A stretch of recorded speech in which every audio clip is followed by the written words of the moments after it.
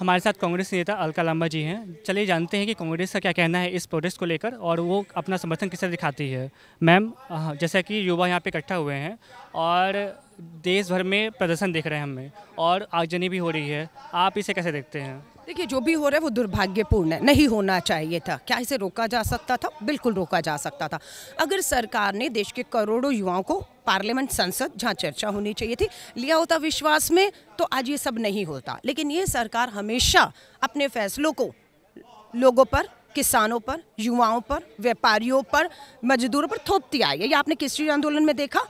एक साल देश का किसान दिल्ली के दहलीज पे बैठा रहा, शांतिपूर्ण तरीके से बैठा रहा, 700 शहीद हो गए। बाद में क्या हुआ? इस तानाशाह सरकार को, भाजपा सरकार को अपने कदम पीछे हटाने पड़े। और खुशी है तब भी भारतीय राष्ट्रीय कांग्रेस देश के अन्नदाता के साथ खड़ी थी।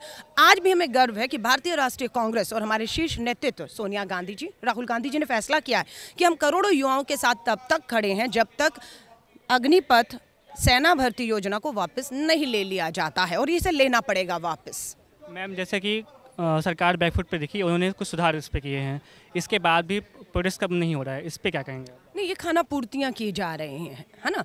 जिस योजना की नींव खोखली हो उसमें जितनी मर्जी बड़ी इमारत बनाने की कोशिश करते लीपा पोती, वो इमारत स्थिर नहीं रहेगी। आपको नींव मजबूत करनी है और इस नींव हमारे देश के करोड़ों युवाओं के ऊपर है। आप संवाद स्थापित करिए, लाभ बताइए, वो सहमत हो जाएं, आप लागू कर दीजिएगा। लेकिन अभी इसको वापस लेना होगा, तभी ये सब हमें है कि रुकेगा और हम युवाओं से हम भी बात कर पाएँ। तो कांग्रेस का क्या प्लान है, वो कैसे इस आंदोलन में शरीक होगी? देखिए, आज दिल्ली के जंतर मंतर पर सत्याग्रह भारतीय राष्ट्रीय कांग्रेस कर रही है।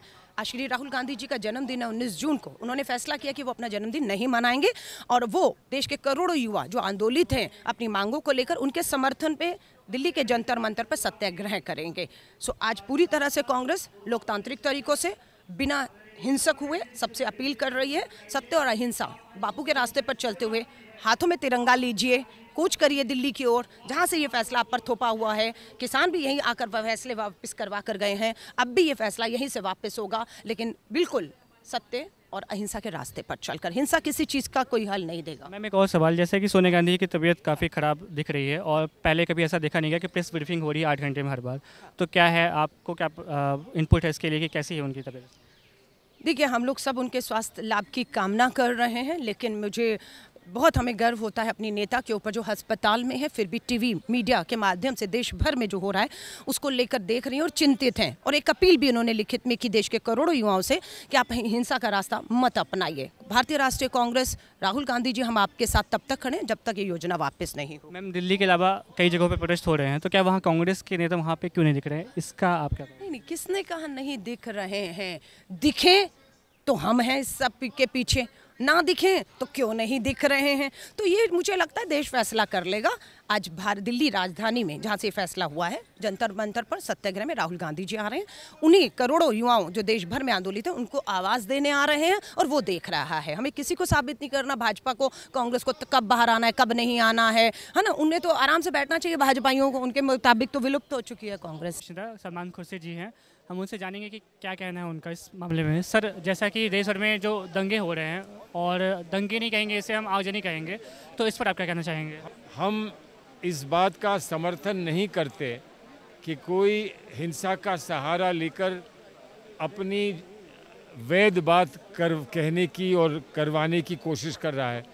हिंसा का कोई स्थान नहीं है लोकतंत्र में, हिंसा का कोई स्थान नहीं है। और विशेषतः वो बच्चे जिन्हें ये सिखाया जाएगा कि हमें सुरक्षा करनी है दूसरे की हिंसा के सामने, उन बच्चों से हमारा निवेदन ये है हाथ जोड़कर कि हम उनके लिए यहाँ खड़े हैं। वो क्यों हिंसा का सहारा ले रहे हैं, अपनी बात कहें, हम उनकी बात को दोहराएंगे, हम उनकी बात को आगे बढ़ाएंगे। जैसा कि पेंशन की यहाँ पर कोई मेंशन नहीं है, 4 साल बाद क्या होगा उनका, तो क्या सांसदों और इन सब पे जो क्वेश्चन आ रहे हैं कि क्या सांसदों और जो राजनेता हैं उनको भी क्या अपनी पेंशन छोड़ देनी चाहिए? नहीं, देखिए, पेंशन किसको छोड़नी चाहिए नहीं छोड़नी चाहिए वो अलग बात है। अभी बात सिर्फ इसकी है कि किसको पेंशन मिलनी चाहिए। अभी हम व्यापक रूप से पूरे देश की पेंशन प्रथा पर नहीं ध्यान दे रहे हैं इस समय। आवश्यकता पड़ेगी तो दे लेंगे, लेकिन पेंशन सुप्रीम कोर्ट ने कहा है आपका अधिकार होता है। पेंशन ऐसा नहीं है कि आपको कोई ऊपर से कोई उपलब्धि दी जा रही है। पेंशन आपकी कमाई है, जो आप कार्य करते हैं और उसके लिए कमाते हैं उसका हिस्सा है पेंशन, ये सुप्रीम कोर्ट ने कहा है। तो इस पर तो अलग चर्चा होगी। अभी बात सिर्फ ये है कि जिसको पेंशन मिलनी चाहिए उसको पेंशन नहीं मिलेगी, और उस पर वो नौजवान रुष्ट हैं, वो नौजवान अपना क्रोध व्यक्त कर रहे हैं। हमारा सिर्फ अपील उनसे है कि वो हिंसा का सहारा ना लें। सर एक और क्वेश्चन, जैसा कि जब लखनऊ में पथराव हुए थे मुस्लिमों द्वारा, तो वहाँ पर जो बुलडोजर था वो दिखा हमें, पर जब यहाँ पे देश में जब आगजनी हो रही है तो ये सब गायब है। ये तो नहीं हो सकता कि हम कहें वहाँ बुलडोज़र गलत चले थे, यहाँ भी चलने चाहिए।